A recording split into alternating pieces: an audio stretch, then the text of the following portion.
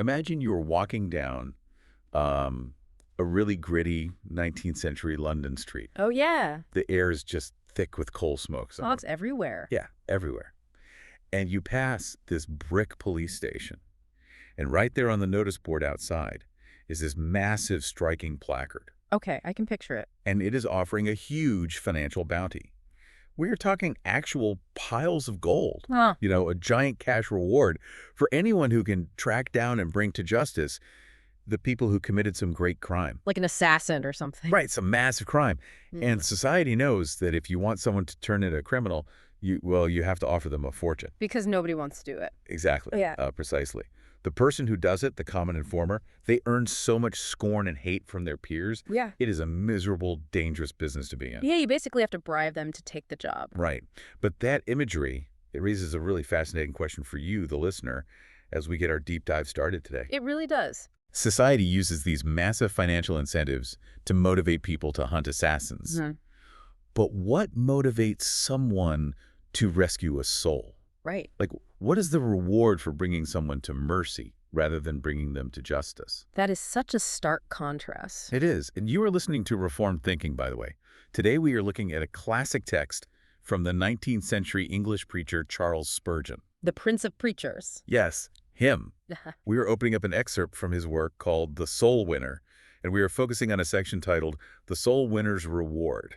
It is honestly a stunning way to open a theological discussion. I mean, Spurgeon is looking at the raw mechanics of human motivation right there on the street corner. Yeah. The contrast he sets up between the informer and the rescuer, it sets the entire framework for our discussion today. It really does. Because the informer is motivated by cash to bring someone to punishment. But the rescuer, they are motivated by something entirely different to bring someone to pardon. And there is so much more work for the rescuer, right? Oh, yeah. He points out that assassins and burglars are comparatively few. But people who need to be sought and saved, I mean, they swarm around us in every place. They are everywhere. Yeah. There's just an absolute abundance of work to do. So our mission for this deep dive is to unpack Spurgeon's view on the true rewards of bringing others to faith. We are going to dissect the motivations behind it. And the failures, too. Yes.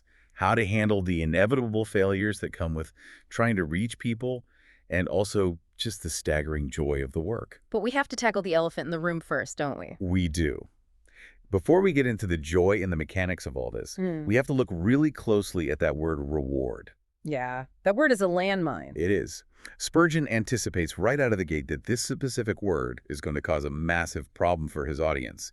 He knows some of his listeners are going to bristle the second they hear him talk about a reward for spiritual work. Because, well, he notes that some listeners will immediately prick up their ears and mutter the word legality. Legality. Yeah. We should probably define that for the listener. Yeah, that is a term we need to define clearly for anyone who might not be familiar with those 19th century theological debates. Right.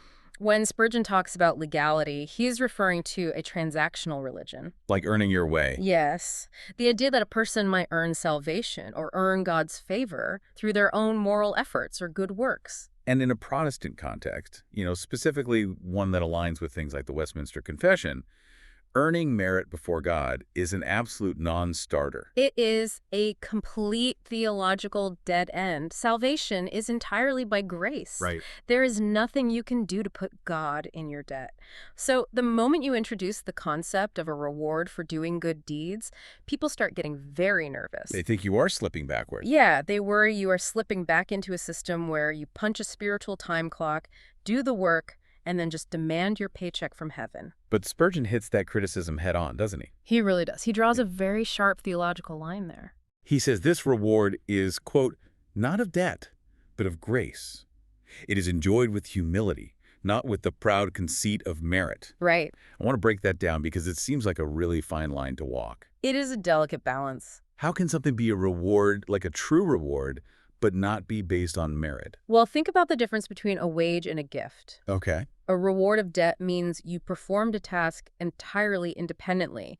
You created value on your own, so the boss owes you a paycheck. It is a strict legal transaction. Yes, strict transaction. Yeah. But a reward of grace means the ability to do the work was a gift in the first place. Oh, interesting. Right. The desire to help someone was a gift. The strength to speak the truth was a gift. So the whole process starts with grace. Exactly. Yeah. And the compensation at the end is just another layer of unmerited favor. So there's zero room for boasting. Right. Zero room for the proud conceit of merit because you did not generate the success on your own. You cannot strut around heaven saying, look at all the souls I saved, look at how persuasive I was. Because you know you were just a tool in the hands of the craftsman. Yes.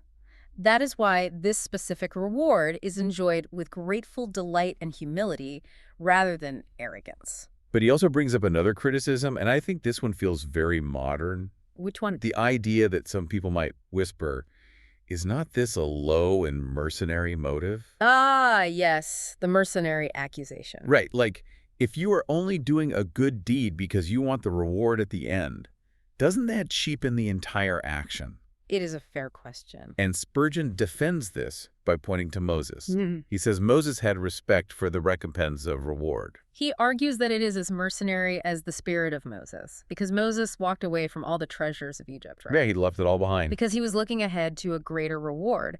The core issue is not whether you seek a reward. Human beings are just naturally wired to seek outcome. Right, we are goal-oriented. The core issue is the nature of the reward you are actually seeking. I want to push back on this a little bit, though, Go for it. because I think a lot of people listening right now might still feel a bit skeptical about that. Sure. Doesn't seeking a reward intrinsically taint the purity of the action? Let me give you an analogy to kind of fleshing this out. Okay, let's hear it. Imagine you and I are standing on a bridge in the middle of winter, Freezing cold. freezing, and we see a person jump into the icy river below to save a drowning child. Oh, wow. We watch them risk their life, they pull the kid to shore, and we think, wow, that person is an absolute hero. Of course. But then, a week later, we find out they only jumped in because they wanted to get a shiny medal from the mayor. Oh! Yeah, they wanted their picture on the front page of the local paper, and they wanted a cash prize. That changes things. It completely changes things. The moment we find out their motivation was external praise, we question their character. Right. The action was good, but the motive was entirely selfish. Yeah. So how is Spurgeon's concept of reward any different from the guy jumping in the freezing river just to get a medal? That is the crucial question. And you are right. If the reward you are seeking is gold or status or a literal medal from the mayor, then yes, the motive is entirely tainted. It becomes about the rescuer. Yes, the action becomes about you, not about the person you are actually rescuing. But the text gives us the answer by completely redefining the reward itself. Okay, how does he redefine it? Spurgeon says the reward in this case is the joy of doing good, the comfort of having glorified God, and the bliss of pleasing the Lord Jesus. Okay, so the reward is not a physical prize handed to you after the fact. Not at all. The reward is the alignment of your heart with God's heart. Precisely. The reward is internal and spiritual. If your highest aspiration is to please Jesus and glorify God by rescuing a fellow human being from destruction, that aspiration cannot be mercenary. Because it is not selfish. Right. Why? Because that aspiration is in itself a grace given by God. Oh, that loops right back to the grace argument. Yes. A naturally selfish human heart does not spontaneously generate a burning desire for God's glory. You cannot conjure up that kind of pure motive on your own. So seeking that specific kind of reward does not taint the action. It actually proves the action is driven by a divine impulse. I want you, the listener, to think about what this means for your daily interactions. Are you paralyzed by the fear of doing the right thing for the wrong reason? That is a very common fear. It is. Sometimes we can get so caught up in our own heads, analyzing our own psychology, wondering if our motives are purely altruistic, that we end up doing nothing at all. We talk ourselves out of it. Yeah. We think, I should talk to my coworker about my faith, but maybe I just want to feel superior, so I'll just stay quiet. Which doesn't help anyone. Right. Spurgeon is cutting through that paralysis. He is saying, if your genuine goal is to see God glorified and someone else rescued, do not overthink it. Yes. That desire is a gift. Run with it. Do not let the fear of a mercenary motive stop you from pulling someone out of the river.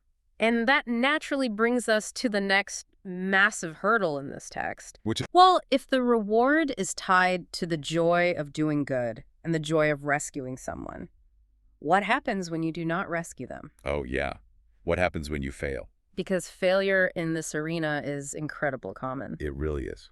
And Spurgeon offers some incredibly comforting words for those who see no conversions. He does. He says that even if the souls you are trying to reach persist in unbelief, Even if they despise you, reject you, and ridicule you, the attempt itself is still a divine work. He brings up an Old Testament example to kind of anchor this idea. King David, right? Yeah.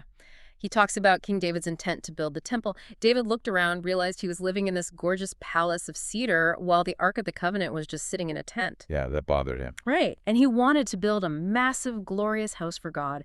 He gathered materials, he made plans. He had a pure, burning desire to see this project completed. But God said no. God told him, no, you are a man of war. You are not the one who will build it. Your son Solomon will do that. It must have been crushing for David. It probably was. However, God also told David, it was well that it was in thine heart. The intent mattered. Exactly. The intent mattered. The desire to honor God was recognized, validated, and praised, even though the specific outcome David wanted did not materialize in his own lifetime. So Spurgeon takes that historical event and applies it directly to the person who is trying to share their faith but getting absolutely nowhere. Yes. And he asks a staggering question. What if we only learn how to join the Savior in his tears? That is heavy. It is very heavy. He references that moment in the Gospels where Jesus is looking over the city of Jerusalem and crying out, "How often would I have gathered you, but ye would not." Yeah. Spurgeon calls it, quote, sublimity itself, to be allowed to stand on the same platform with Jesus and weep with him. Let's just sit with that phrase for a minute, sublimity itself. Yeah. We usually associate sublimity with massive success. We think the peak of the Christian experience is leading thousands to faith, sparking a huge revival, seeing the tangible, undeniable fruit of our labor. Right. Big numbers, huge impact.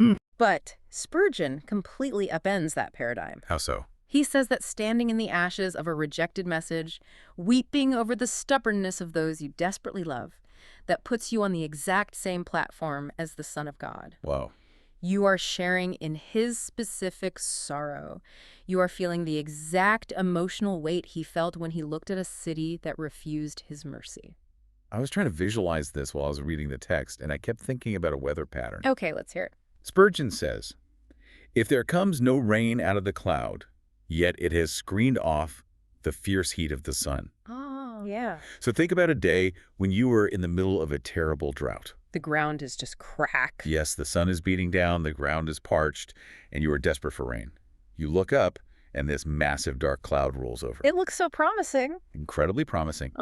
But nothing happens. No rain. It just blows past without dropping a single drop of water. Yeah. You could look at that cloud and say it's a total failure. It did not do the one thing it was supposed to do. Right. But while it was passing over, it blocked the scorching heat. It provided shade. Exactly. It gave a momentary relief to the dry ground, even if it did not solve the drought itself. That is a brilliant way to understand what theologians call common grace. Common grace. We should define that term. Yeah. Common grace is the idea that God bestows certain blessings, restraints on evil, and general goodness on all people, regardless of their spiritual state. Like the rain falling on the just and the unjust. Yes. So when we apply your cloud analogy back to the text, even an unsuccessful attempt at sharing the gospel provides a shield of common grace. Just by being there. Right. Your demonstration of love, your patience when they ridicule you, your willingness to endure their scorn without snapping back, that action is not lost into the void. It provides shade. Yes. It puts a temporary barrier of grace between them and the harshness of their own choices. The ultimate design of seeing them converted might not be accomplished, but the effort itself provided shade. It was an act of love.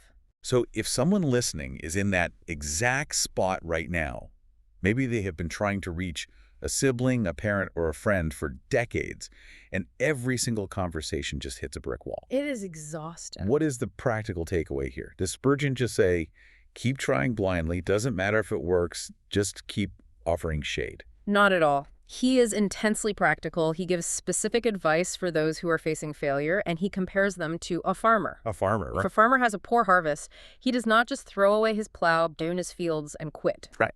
He plows again in hope. But, and this is the vital part, he also reevaluates his methods.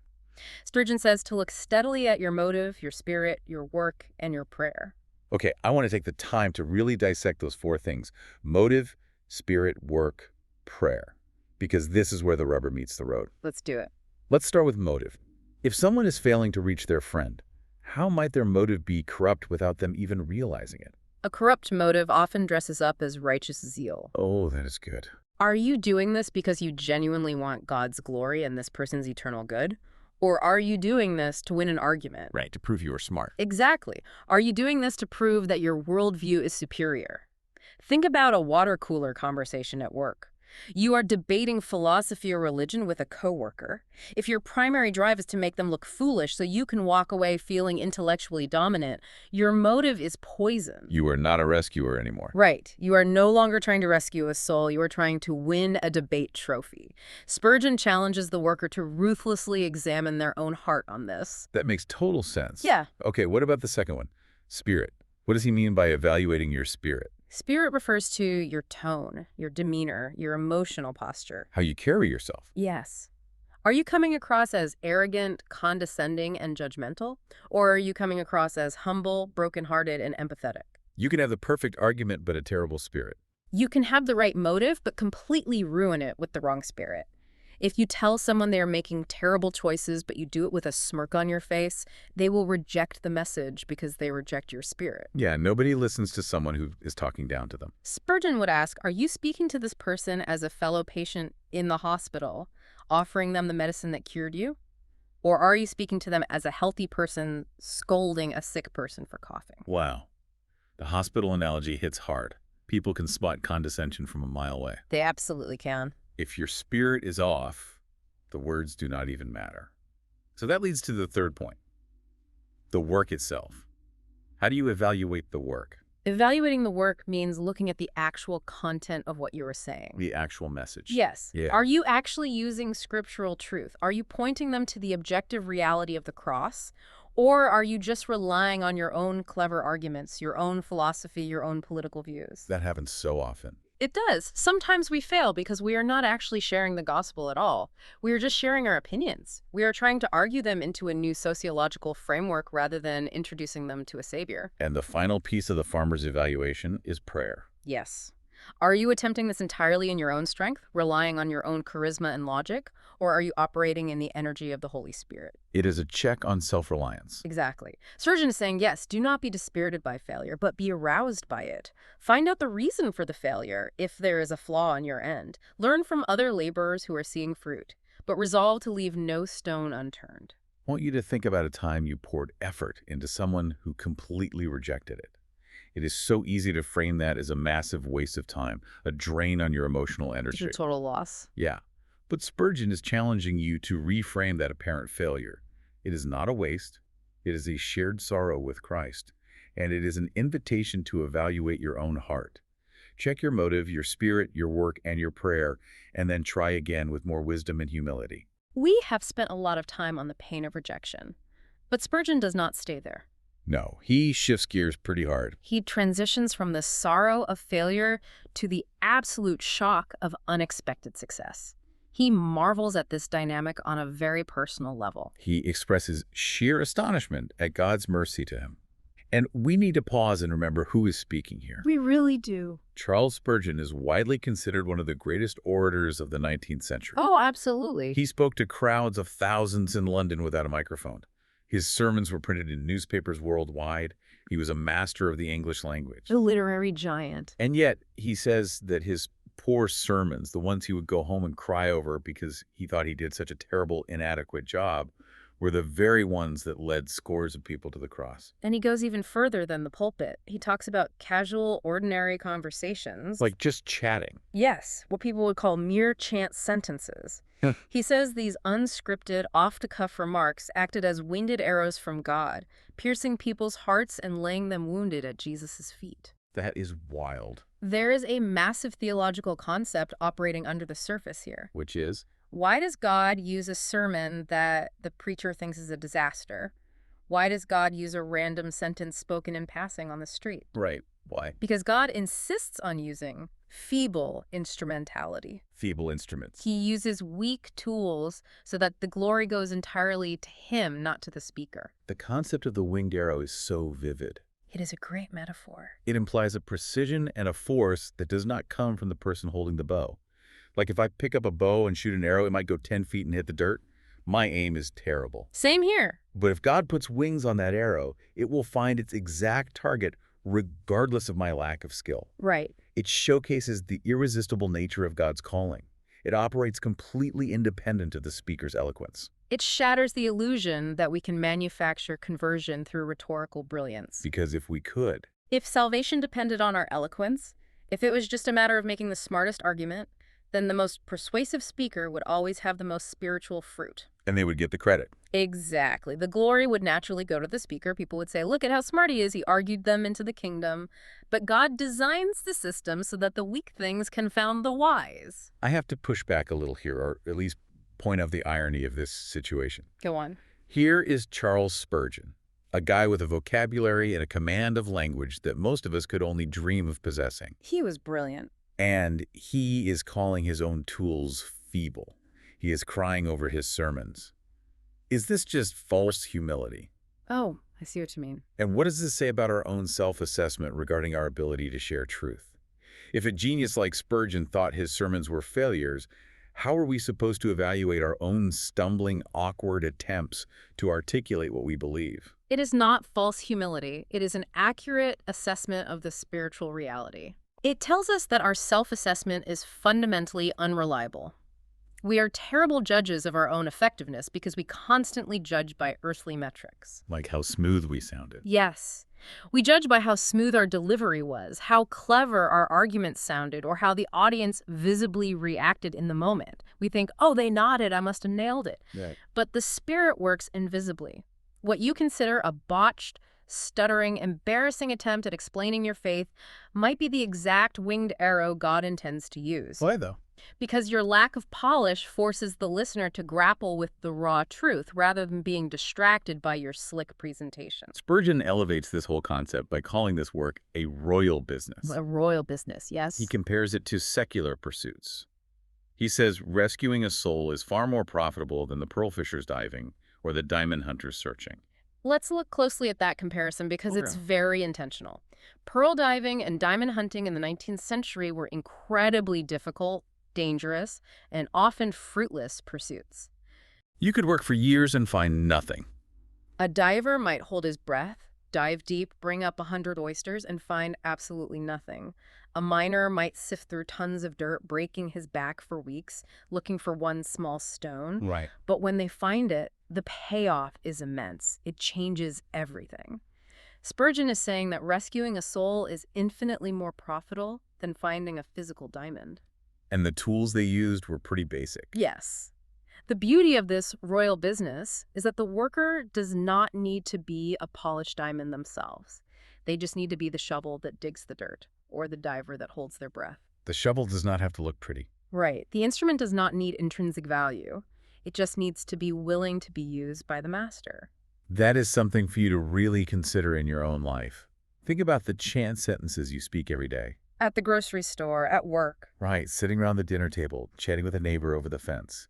We script so much of our lives, or we stress over having the perfect apologetic argument prepared in case someone asks us a tough question. We over-prepare. But those unscripted moments, the casual conversation where you just honestly express what you believe or how you view a tragedy through the lens of grace, those unpolished everyday sentences might be the very arrows God is equipping with wings. Notice how Spurgeon shifts the focus here, though. How so? Up until this point, he has talked primarily about the external target, the person being rescued. Right, the criminal or the drowning child. But now he turns inward. He observes that the effort to reach someone else does not just affect the target, it fundamentally alters the person doing the reaching. Oh, right? The worker themselves receives a massive internal reward. Yes, he outlines these very specific internal benefits. He says the worker experiences a, quote, vent for inward fires. What a phrase. That phrase is so intense. Yeah. A vent for inward fires. And he says it saves them from the sympathetic misery of watching others ruin their souls. Let's analyze the psychological and spiritual weight of that concept of sympathetic misery. If you truly believe the core tenets of the Christian faith, if you believe in the reality of eternal separation from God, then looking at the people around you who are casually walking away from Him should cause a deep, agonizing empathy. It should break your heart. It should keep you awake at night. Spurgeon quotes a poem to illustrate this heavy burden. If another lose the way, my feet also go astray. If another downward go, in my heart is also woe.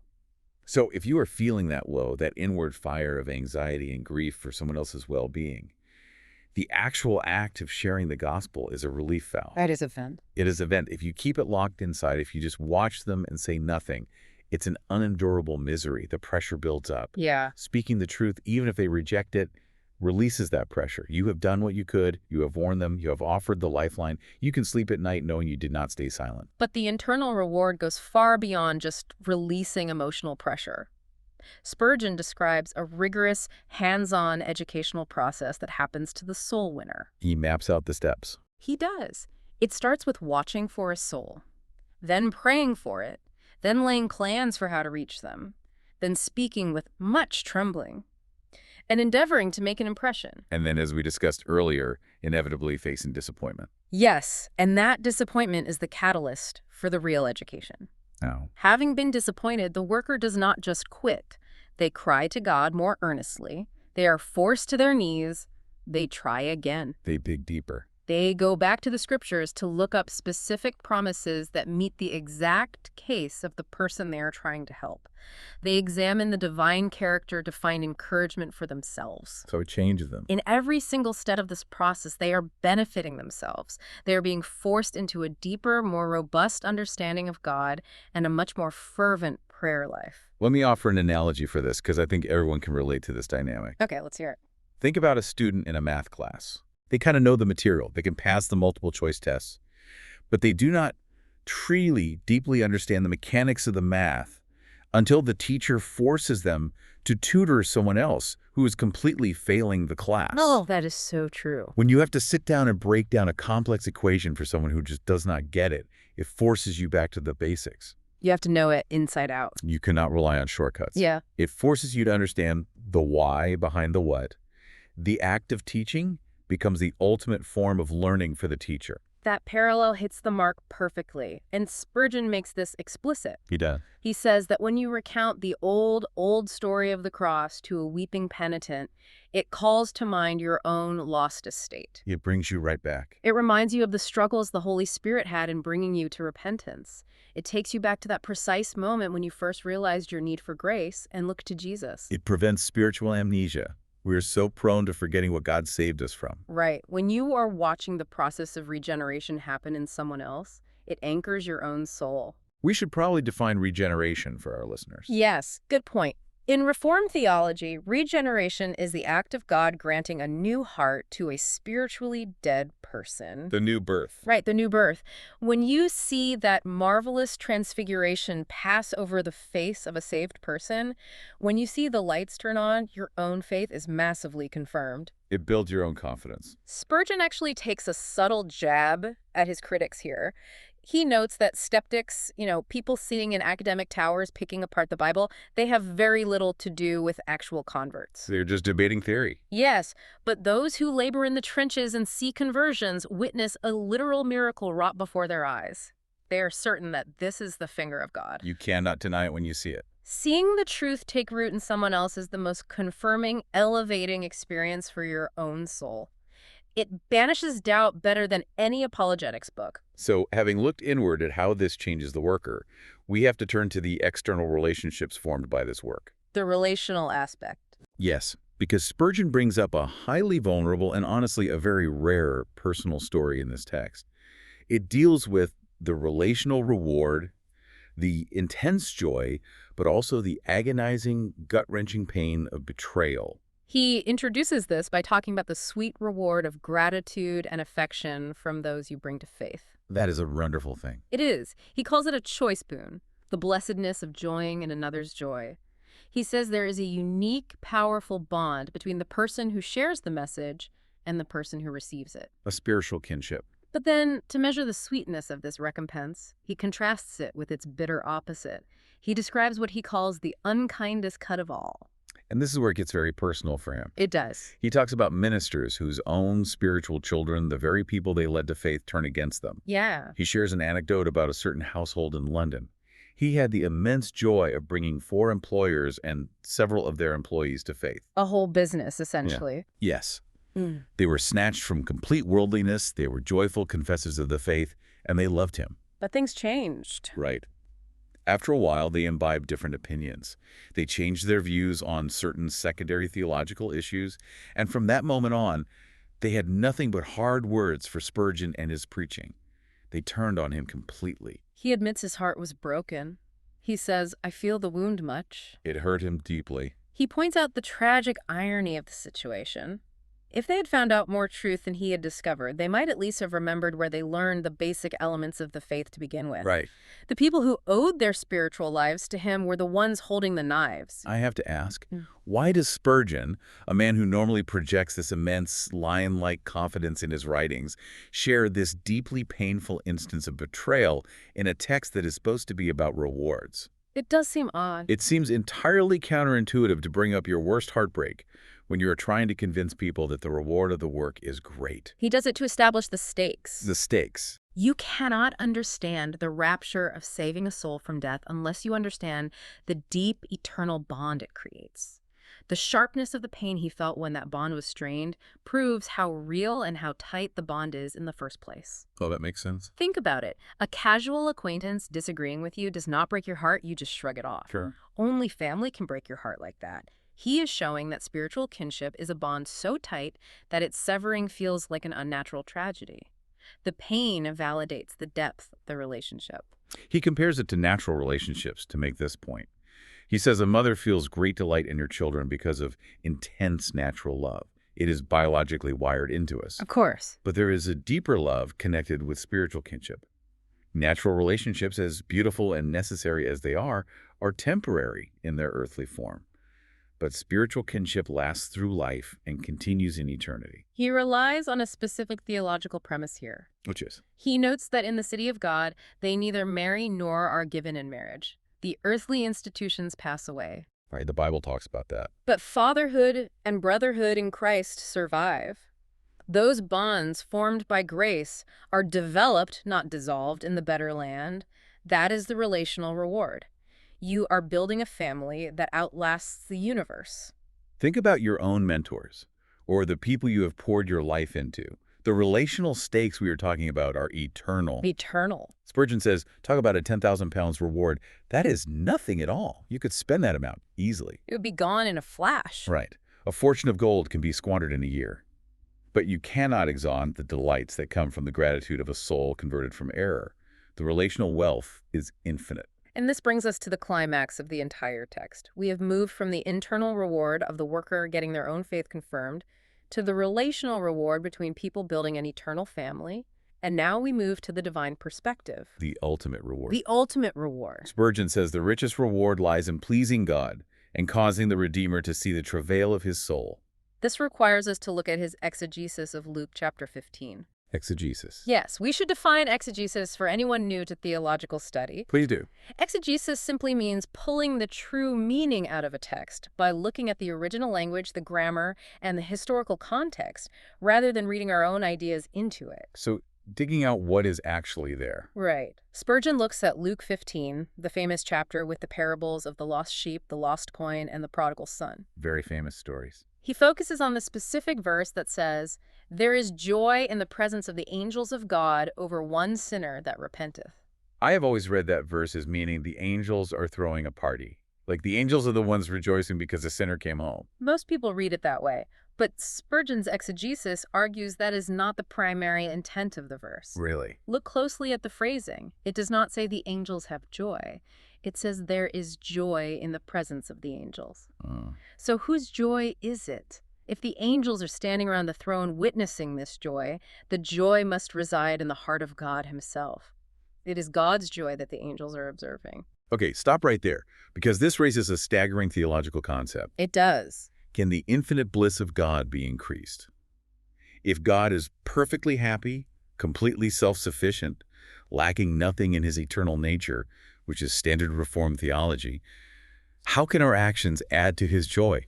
It sounds like a contradiction. It sounds almost heretical to suggest a human being can make God happier than he already is. It is a massive paradox, and Spurgeon handles it with incredible nuance. How does he resolve it? He asks the question directly. Is the blessed God capable of greater joy than his own boundless happiness? And his answer is this. The infinite bliss of God is more eminently displayed if it cannot be increased. Let's unpack that specific phrase. More eminently displayed if it cannot be increased. Yeah. How does that work? Think of a prism sitting in a window. Okay, a glass prism. The white sunlight hitting the prism contains all the colors of the spectrum already, right? The prism doesn't add any new colors to the light. The light is complete. But when the light passes through the glass, the colors are displayed in a brilliant spectrum on the wall in a way they weren't before. Oh, that is a great analogy. God's joy is infinite and complete. We don't add to its volume. We don't make God happier. But when a lost sinner is found, that eternal joy is manifested, displayed, and actualized in a specific event. Like the prodigal son. Right. The Father rejoices above measure when the prodigal son returns. The prism displays the light. So, by participating in this work, by being the rescuer instead of the informer, we are providing the occasion for God's eternal joy to be put on display for all of heaven to see. Yes. We are the prism. We are. And the text says it is marvelous that we should be employed by the Father to give to Christ the purchase of his agony. The purchase of his agonies. Christ suffered on the cross, and the souls saved are the purchase, the reward for that suffering. He paid the price, and we get to hand him the receipt. Let me use an analogy of building a physical structure to capture what Spurgeon is saying here. Let's hear it. Spurgeon notes that bringing one living stone to the sure foundation gives the master more pleasure than erecting a vast pile of natural stones for a meeting house. Okay, building a church building versus building the church. Right. You can build the most magnificent cathedral in the world. You can stack granite stones to the sky, put in stained glass, and spend millions of dollars. But God does not live in houses made by human hands. It is just rock. The physical structure is just dead rock. But bringing one living stone, a human soul, and placing it on the foundation of Christ, that brings actual pleasure to the master. This ties back to the core of everything we have been discussing, pulling from that broad Reformed framework we mentioned at the start. The Westminster Confession. Right. The first question of the Westminster Shorter Catechism asks, what is the chief end of man? And the answer is, man's chief end is to glorify God and to enjoy him forever. If that is the absolute truth of the universe, then giving Christ the purchase of his agonies is the highest possible honor for a human being. There is no greater calling. You are doing what you were made to do. You are fulfilling the exact purpose for which you were created. Spurgeon says, what would you give to cause a thrill of pleasure in the heart of the well-beloved? When you bring others to his feet, you give him joy. He makes it very personal. He makes it intensely personal for the reader. He asks you to recollect the grief you cost Christ, the pangs that shot through him to deliver you from your own sin. In light of that staggering sacrifice, don't you long to make him glad? It completely reframes the initial question of motivation that we started with. It really does. We began with a police bounty on a brick wall, looking at mercenaries motivated by piles of gold to do a miserable job. The informer. Right, and we end with human beings motivated by a desire to cause a thrill of pleasure in the heart of the creator of the universe. It is a massive tectonic shift in perspective. We have gone from the grimy streets outside a police station to the very throne room of heaven. Quite a jump. We have seen that the reward for rescuing a soul is not some legalistic wage that you earn, but a pure grace that you receive. Amen. We have seen how failure is not a waste of time, but an opportunity to share in the tears of Jesus and evaluate our own hearts. The farmer evaluating his field? Yes, we have marveled at how God uses our feeble, stumbling words as winged arrows that hit the target despite our terrible aim. Because of his strength, not ours. Right. We have seen how the effort changes us internally, forces us to rely on the Spirit, cures our spiritual amnesia, and builds eternal bonds of kinship. The family that outlasts the universe. And in the end, we have seen that the highest reward is simply being the instrument that displays the infinite joy of God. The contrast could not be sharper. The informer seeks gold and earns the scorn of men. The rescuer seeks nothing but the glory of God and receives the gratitude of souls, the refinement of their own character, and the smile of the Redeemer. And that leaves us with a final thought for you to mull over as we wrap this up. We talked about Spurgeon crying over sermons he thought were absolute failures, only to find out later that those were the very words that pierced hearts like winged arrows. Consider the interactions you have had recently. Think about the one you are currently evaluating as your greatest failure in communicating your faith. We all have one. The one where you stumbled over your words, where you felt foolish, where the other person seemed completely unfazed or even laughed at you. Right? What if your assessment is entirely wrong? What if that specific, flawed, awkward interaction is the exact winged arrow God is using in secret right now to bring someone to himself? Thank you for joining us on this deep dive into Charles Spurgeon's The Soul Winner. Until next time, keep thinking.